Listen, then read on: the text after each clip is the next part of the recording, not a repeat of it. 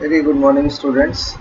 जैसा कि हम लोगों ने पहले इसके पढ़ा था राइटिंग स्किल के पहले हमने पढ़ा है स्पीकिंग, है ना, रीडिंग एंड स्पीकिंग हमने पढ़ा था, ठीक है। तो अभी हम पढ़ेंगे स्टूडेंट्स की हमें what is writing skill. Writing कौन सा फोर्थ स्किल है, जैसे हमने पढ़ा था LSRW। LSRW का मतलब क्या है? Listening, speaking, reading and writing. तो राइटिंग कौन सा हुआ? आपका फोर्थ स्किल हुआ। तो writing is the fourth language skill we require in our native language. जो हम नेटिव लैंग्वेज से हम सीखते हैं वो हमारी चौथी लैंग्वेज स्किल है, वो है राइटिंग। इसे हम प्रोडक्टिव भी बोलते हैं और एक्टिव स्किल भी होता है, उत्पादक भी बोल जाते हैं और एक्टिव स्किल भी बोलते हैं। अभी किस चीज़ की ज़रूरत होती है इसमें? हमें एक हाथ की ज़रूरत होती है, requires our to our hands, और दूसरी ज़रूरत होती है हमारे ब्रेन की, ताकि हम प्रोडक्टिव रिटर्न सिम्बॉल्स, हम अच्छा सिम्बॉल एक प्रोडक्टिव उत्पादक लिखन कर सकें that represent our spoken language, जो हमारे स्पोकन लैंग्वेज को रिप्रेजेंट करता हो, ठीक है।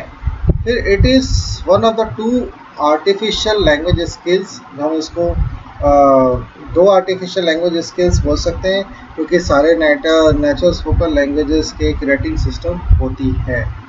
तो हमें क्या होता है इससे?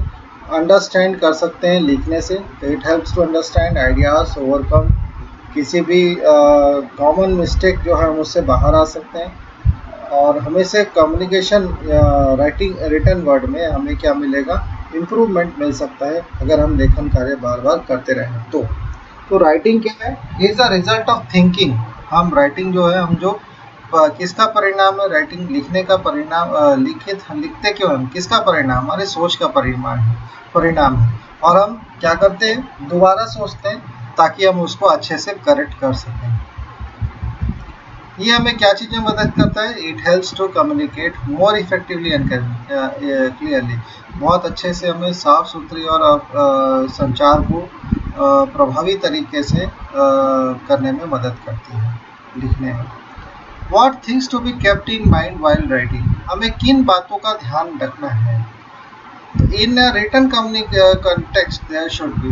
जब हम रिटर्न के संबंध में अगर हम किसी चीज़ को अगर देखते हैं तो हमें सबसे पहले ये लिखना है कि सिंप्लिसिटी होनी चाहिए आपके लेखन, यूनिटी होनी चाहिए, फोकस्ड होना चाहिए किस पे आप लिख रहे हैं, अथॉरिटी होनी चाहिए, तो सब फैक्ट्स एंड फिगर्स आपके पास होने चाहिए, करेक्ट ग्रामर होना चाहिए, ग्रामर आपकी अच्छी होनी चाहिए, उसमें कॉन्साइजनेस मतलब ज़्यादा लेंथी सेंटेंसेस आपको यूज नहीं करना है, क्लियर हैंड राइटिंग, साफ सुथरी आपकी हैंड राइटिंग लेखन कार्य होने चाहिए, प्रॉपर पंक्चुएशन आपको यूज़ करना है, कंटेंट क्रेडिबिलिटी, कंटेंट आपकी उतनी अच्छी होनी चाहिए, ओरिजिनलिटी मतलब उसमें बिल्कुल ओरिजिनलिटी होनी चाहिए, रीडर ओरिएंटेड मतलब पढ़ने योग्य होने चाहिए। लिसनिंग स्किल्स में बताया है कि लिसनिंग क्या है? Listening is a process. Listening is a process. एक क्या प्रोसेस है उसमें? Of receiving. किसी भी चीज़ को रिसीव करने के लिए लिसनिंग का प्रोसेस होता है, ताकि हम उनको सुन करके हम बोल सके। एंड इंटरप्रेटिंग, रिसीविंग मतलब लेना, इंटरप्रेटिंग मतलब सुन करके बोलना, and reacting to the message received, और जो भी मैसेज हमको रिसीव हुआ उसको हम जो देख करके जो रिएक्ट करते हैं फ्रॉम द कम्युनिकेशन सेंडर, ठीक है। तो लिसन क्या है? It is the accurate perception of what is being communicated. Accurate perception क्या है? कि क्या परसेप्शन है उसका, क्या वो सोचता है। तो एक्यूरेट परसेप्शन क्या चीज़ का है? जो चीज़ आपको कम्युनिकेट किया गया है। अब लिसनिंग के प्रोसेस में क्या क्या चीज़ें फॉलो होती हैं? 5 स्टेज फॉलो होता है। पहला है कि जब हम बात करते हैं, जब आप सुन रहे हैं, तो जब मैं बोल रहा हूँ तो उस समय आप क्या कर रहे हैं? सुन रहे हैं। तो receiving words while we listen, जब हम सुनते रहते हैं तो हम शब्दों को रिसीव करते हैं, प्राप्त करते हैं। प्राप्त करने के बाद क्या करते हो? समझने की कोशिश करते हो। तो क्या हो जाएगा? Understanding what we have received, जो हमने प्राप्त किया उसको हम समझने की कोशिश करते हैं। और उसके बाद क्या करते हैं? उसको याद करने की कोशिश करते हैं। तो रिमेंबर व्हाट वाज सेड, जो हमें बोला गया हम उसे याद करने की कोशिश करते हैं। उसके बाद क्या करते हैं? रिमेंबर याद रखने के बाद हम उसकी इवेल्युएशन करते हैं। तो इवेल्युएटिंग व्हाट वी लर्न। हम इवेल्युएट करने के बाद क्या करते हैं? Put into words on paper, हम ज़्यादातर पेपर पे लिखते हैं। उसके बाद हम क्या करते हैं, रेस्पॉन्ड करते हैं। सुनने के बाद रेस्पॉन्ड करने के बीच तक में ये प्रोसेस चलती है। पहले शब्दों का अर्जित करना, शब्दों को अर्जित उपरांत उसको समझना, समझने उपरांत उसको याद रखना, याद करने के बाद उसका इवैल्यूएशन करना, उसको पढ़ना और उसको किसी भी पेपर में लिखना और उसके बाद उनको जवाब देना। Respond to what we heard to get a better understanding. Respond करना ज़रूरी है ताकि हम समझ सके कि हमने क्या बोला और सामने वाले को भी समझ में आना चाहिए कि उसने आपको संचार जो किया वो सही किया या गलत किया। हम सुनते क्यों हैं, पर्पस ऑफ लिसनिंग क्या है? क्या state various purposes of listening. पहला दिया स्पेसिफिक फंक्शन है लिसनिंग स्किल्स का। तो पहले हम क्या करते हैं, हम क्यों सुनते हैं, किसी चीज़ को जानकारी लेने के लिए सुनते हैं। It helps to gain new information and ideas through formal and informal channels. कहीं फॉर्मल चैनल भी हो सकता है, कहीं इनफॉर्मल चैनल भी हो सकता है।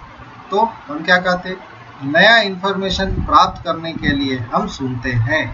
तो नया इन्फॉर्मेशन क्या कहाँ से प्राप्त हो सकती है, वो आपको फॉर्मल चैनल से भी प्राप्त हो सकता है, दूसरा इनफॉर्मल चैनल से भी प्राप्त हो सकता है। फॉर्मल मतलब मान लीजिए हम कुछ बता रहे हैं तो सर यदि कॉलेज का कोई टीचर बता रहा है तो वो क्या है, फॉर्मल चैनल है। इनफॉर्मल चैनल क्या है, जब आपके कोई दो दोस्त बात करते रहते हैं उनमें से कहीं जानकारी मिल जाती है तो हम उसे कहते हैं इनफॉर्मल चैनल। अब to enable participation in discussion, participation में इनेबल करना, डिस्कशन में भाग लेने के लिए, तो वन शुड बी प्रोजेक्टिव होना चाहिए and try to understand the views of the speaker. सबसे पहले आपको समझना पड़ेगा कि स्पीकर के विचार क्या है, ठीक है। तो वो चीज़ सुनने, उस चीज़ के लिए आपको क्या करना पड़ेगा, सुनना जरूर। क्यों सुनते हैं हम, इंस्पायर्ड होने के लिए भी सुनते हैं। To helps to assist you to establish your rapport with coworker, ताकि आपको इंस्पिरेशन मिले दूसरे से, ताकि हम अपना भी रेपो एक अपना बना सके दूसरे वर्कर्स के साथ। और क्या करते हैं, to gather proper and accurate information के लिए it helps in decision making. अगर हम बहुत अच्छा प्रॉपर के साथ अगर हमें एक्यूरेट इन्फॉर्मेशन मिलती है, बिल्कुल सही जानकारी मिलती है, तो हमें डिसीजन निर्णय लेने में भी आपको क्या करता है, मदद करता है। नेक्स्ट क्या है, इम्प्रूव कम्युनिकेशन, आपको कम्युनिकेशन इम्प्रूव करना भी मदद करता है। Listening to others persons ideas thought improve your talents and interest. Listening to other persons, हम जब दूसरों को सुनते हैं, दूसरे के आइडियाज़ को सुनते हैं, तो वो क्या करते हैं, अपने आइडिया दूसरे के पर्सन्स के जो आइडियाज़ हैं और उसके थॉट को इंक्रीज करते हैं अपने टैलेंट और इंटरेस्ट को बढ़ाने में। Next point is listen to act effectively. Means किसी भी अगर चीज़ों को अगर आप सुन रहे हैं, किसी के कम्युनिकेशन को अगर आप सुन रहे हैं, तो बहुत ही ध्यान से आपको सुनना है। तो लिसन टू एक्ट इफेक्टिवली, सुनने के लिए भी आपको प्रभावी एक्ट करना पड़ेगा। It helps to the right stuff to get the right stuff and motive, है ना, आपको एक सही स्टफ और मोटिव चुनने में आपको मदद करेगा, है ना। Listen to evaluate critically, it helps to evaluate और जज ट्रस्टवर्दीनेस ऑफ अनदर पर्सन। यहाँ पर listen to evaluate critically, to help to evaluate और जज ट्रस्टवर्दीनेस ऑफ अनदर पर्सन का मतलब है गंभीर रूप से मूल्यांकन करने के लिए सुने या किसी अन्य व्यक्ति की विश्वसनीयता का मूल्यांकन या न्याय करने में मदद करता है, ठीक है। What are the techniques to improve listening ability? Discuss। इसमें ये पूछा गया है कि क्या तकनीक का इस्तेमाल हम लिसनिंग एबिलिटी को इम्प्रूव करने के लिए कर सकते हैं। Illustrate the various strategies to improve listening skill। और कौन कौन सी स्ट्रेटेजीज लिसनिंग स्किल्स को इम्प्रूव करने के लिए हम कर सकते हैं, उसके एग्जांपल्स देने के लिए बोला गया है। Again, a very important question here. 1 second please. We listen at about an efficiency rate of 25% maximum and we remember only about 50% of what is delivered during a 10-minute speech or lecture or communication. इसका मतलब यह है कि हम अधिकतम 25% की दक्षता दर के बारे में सुनते हैं, मतलब दर से सुनते हैं, और हम 10 मिनट के लेक्चर या व्याख्यान संचार के दौरान केवल 50% के बारे में हम याद रखते हैं। Techniques to improve listening ability. क्या क्या टेक्निक्स हम इम्प्रूव कर सकते हैं लिसनिंग एबिलिटी को बढ़ाने के लिए? तो क्या कर सकते हैं? Concentrate on the speaker's word not his look. हम कभी कभी ऐसा होता है कि हम स्पीकर को देखने के बजाय स्पीकर्स के लुक को हम ज़्यादा ध्यान देते हैं, स्पीकर्स की पर्सनालिटी को हम देखना चालू करते हैं। जैसे सपोज अगर अमिताभ बच्चन सामने आ जाए तो हम उनके लुक पे ज़्यादा ध्यान देते हैं, ना कि उनके वर्ड्स को।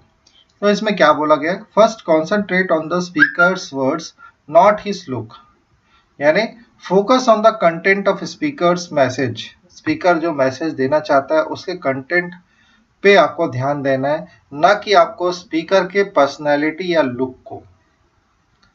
बहुत एक्टिवली होकर के ध्यान देना है कि what others are saying so that effective communication take place. Actively concentrate on what others are saying. आपको बहुत एक्टिवली कॉन्सेंट्रेट करना पड़ेगा कि आप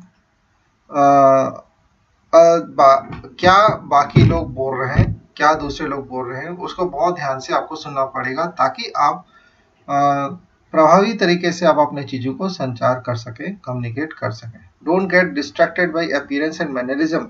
किसी के मैनरिज्म, किसी की आदतों को देख करके या किसी के अपीयरेंस से, किसी के वहाँ पर सामने होने से आपको अपने ध्यान से भटकना नहीं है। डिस्ट्रैक्ट का मतलब होता है भटकना, ये डिस्ट्रैक्ट का मतलब है भटकना, ठीक है।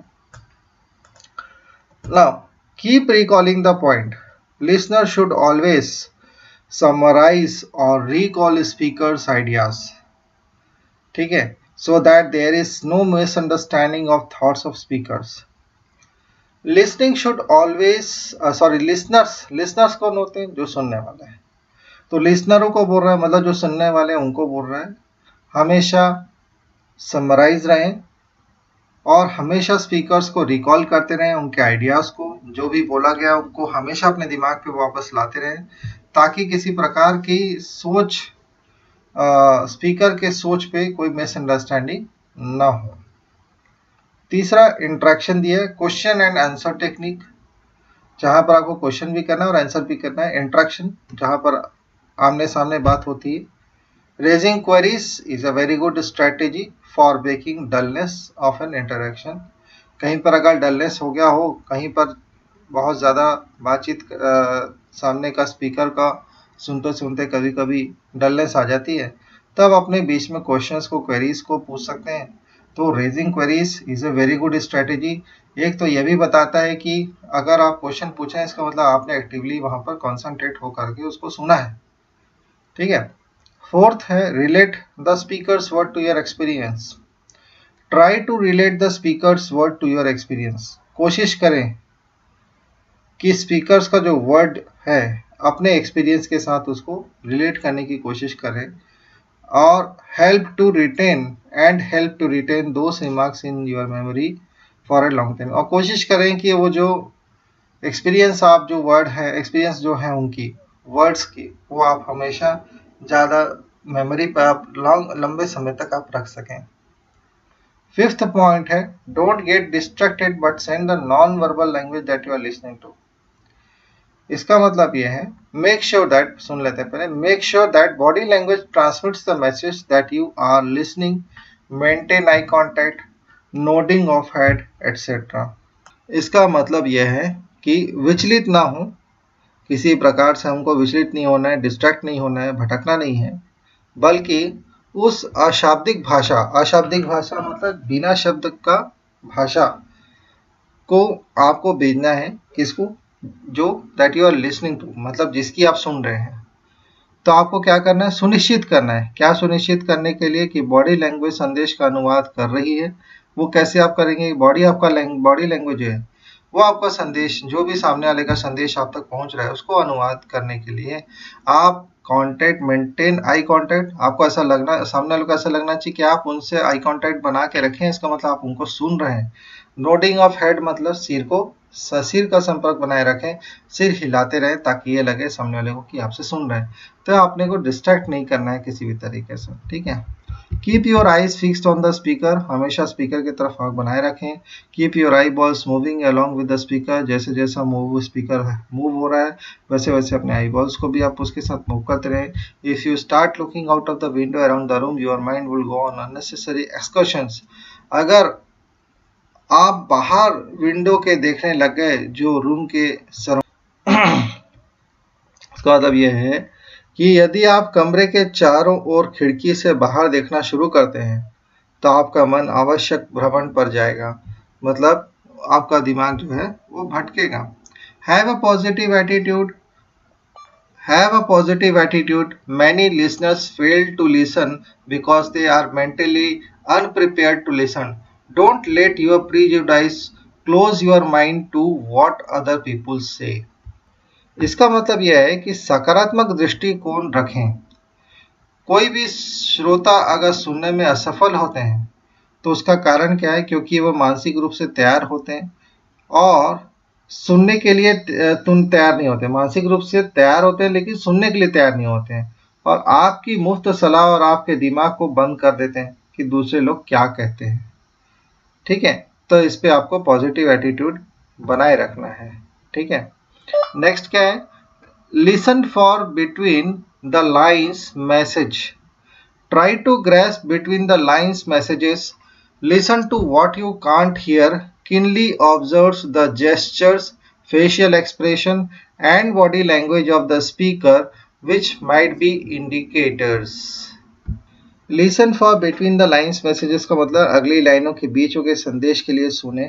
लाइनें जो संदेशों के बीच है ना, क्या करना है उसके लिए? Grasp between the lines, try to grasp मतलब आप उसको पकड़ने की कोशिश कीजिए, ठीक है। कोशिश करें, सुनो जो आप नहीं देख सकते हैं, जिसको आप देख नहीं सकते, है ना। कीनली ऑब्जर्व्स द जेस्चर्स, जिसको आप देख नहीं सकते। फेशियल एक्सप्रेशन मतलब हाव भाव में सुनने की कोशिश करें। And body language of the speaker, या चेहरे की अभिव्यक्ति बोल सकते हैं, और क्या बोल सकते हैं, शरीर की जो बॉडी लैंग्वेज है उसके जरिए आप स्पीकर को समझने के लिए करें। हो सकता है वो एक आपके लिए इंडिकेटर, रियल मैसेज में एक इंडिकेटर बन के आपके लिए सामने प्रस्तुत हो ताकि आप समझ सकें। नेक्स्ट है take notes, write down important points, keep it short, write precisely, जितने भी इंपॉर्टेंट पॉइंट है उसको आप लिखें, कोशिश करें कि जितना शॉर्ट हो चुके और प्रिसाइज मतलब परफेक्ट हो सके। आस्क क्वेश्चंस पूछे, don't be afraid to ask questions to seek clarity whenever you are in doubt, अगर आपको किसी भी क्वेश्चन पे अगर डाउट है तो उसके लिए आप क्लैरिटी के लिए आप उनसे पूछें, किसी प्रकार का डरे नहीं, भयभीत ना हो। 10th है अपॉर्चुनिटी, जिसको हम बोल सकते हैं अवसर, ठीक है। Try to take benefit from the opportunities arising and ask what's in it for me, आप इनसे पूछ सकते हैं। ट्राई टू टेक बेनिफिट, कोशिश करें कि अवसर जो आपके सामने आई है और उनसे पूछें कि इस अवसर में मेरा क्या है, मतलब व्हाट्स इन इट फॉर मी, इसमें मेरा क्या अवसर है, ये आप पूछ सकते हैं। एक्सरसाइज पेशेंस, मतलब आपको पेशेंस बनाए रखना है, ठीक है। Refrain from judging prematurely and wait for the speakers to finish, इसका मतलब यह है कि धैर्य रखें, एक्सरसाइज पेशेंस मतलब धैर्य रखें। Refrain from judging prematurely and wait for the speaker to finish, इसका मतलब है समय से पहले न्याय करने से बचना चाहिए और स्पीकर के खत्म होने का इंतजार करना चाहिए, ठीक है। इसका बिल्कुल ध्यान रखेंगे। अब आते हैं what are the qualities of good listener. Good, एक अच्छा सुनने के लिए आपके पास किन किन विशेषताओं की आपकी आवश्यकता होती है। पहला है good listener share this characteristics, पहला है they pay attention to the person who is speaking, एक अच्छा सुनने वाला व्यक्ति हमेशा, जो बोलने वाला व्यक्ति उसके ऊपर हमेशा ध्यान देता है। आई कांटेक्ट बनाए रखता है, हमेशा एक इंटरेस्ट दिखाता है बाय नोडिंग मतलब सर हिलाना, या स्माइल करते हुए भी कभी कभी समय समय पर स्माइल करते हुए भी इंटरेस्ट दिखाता है। दे मेक श्योर वो पक्का करते हैं कि they understand what has been said by repeating in their own words. वो यह पक्का करते हैं कि वो पक्का करते हुए ये जताते हैं या बताते हैं कि हम समझ रहे हैं, जो आप भी जितने भी आप वर्ड्स बोल रहे हैं हम उनको समझ रहे हैं। For example a good listener might say do you mean that. ठीक है। नेक्स्ट है ई the they let the other person finish. वो कोशिश करते हैं कि सामने वाला फिनिश कर ले अपने थॉट्स को लेकर के बिना किसी रुकावट के। एक अच्छा सुनने वाला व्यक्ति जो रहता है इस प्रकार की चीजों को देखता है, वॉच करता है। दे आस्क क्वेश्चंस, सवालों को पूछते हैं। अगर किसी प्रकार की कोई चीजें आपको क्लियर नहीं है कि स्पीकर ने क्या कहा तो उसके लिए क्वेश्चंस भी पूछते हैं। Now next question is here is difference between the hearing and listening। बहुत इंपॉर्टेंट क्वेश्चन है दोस्तों, है ना, इसको बहुत ध्यान से पढ़ेंगे। हियरिंग क्या है? साइकोलॉजिकल प्रोसेस है जिसमें हम साउंड वेव्स को रिसीव करते हैं और इंटरप्रेट नहीं करते हैं। लिसनिंग क्या है? वी रिसीव साउंड्स, हम साउंड्स जो है वो हम रिसीव करते हैं और उसके मीनिंग को इंटरप्रेट करते हैं। तो लिसनिंग क्या है? Equal to hearing plus paying attention. ठीक है, तो इसके बारे में जानते हैं क्या है। हियरिंग क्या है? हियरिंग एक पैसिव प्रोसेस है, लिसनिंग एक एक्टिव प्रोसेस है। हियरिंग जो है पैशनलेस है, जिसमें अपन बिल्कुल बिना पैशन के सुनते हैं। लिसनिंग एक इमोशनल है, जिसमें हम अपने भाव को व्यक्त करते हैं या भाव को सुनते हैं कि किस प्रकार का भाव है। जैसे आप लिसनिंग का मतलब क्या है? जब आप किसी चीज को बहुत ध्यान से सुनते हैं, ठीक है, इंटरेस्ट के साथ सुनते हैं, तो वो होता है लिसनिंग, मतलब पावर के साथ सुनना। ठीक है। और हियरिंग में क्या होता है? It can happen without designers, मतलब हमारी इच्छा नहीं रहती तब भी हमारे कान में वो चीज़ पहुंचती है, तो हम उसको बोल सकते हैं कि वो हियरिंग हो रही है। हियरिंग क्या है? सुपरफिशियल है। लेकिन लिसनिंग क्या है? It means getting deep in experience. ठीक है, तो इन चीज़ों को आप ध्यान रखेंगे। ये बहुत इंपॉर्टेंट क्वेश्चन है आपके लिए, है ना, तो इस पे बहुत ध्यान लगा के आप इसको याद करेंगे आप लोग, और क्वेश्चन आंसर्स आप लिखना स्टार्ट कर दीजिए। I may ask you to submit your copy any time, so be ready with your notes. Okay, thank you very much. If you have any question in regard of this, you can directly WhatsApp to me. And please बहुत ध्यान से इसको पढ़िए, बहुत important chapter है, इसी में से बहुत सारे क्वेश्चंस आपको आने वाले हैं। Okay, thank you.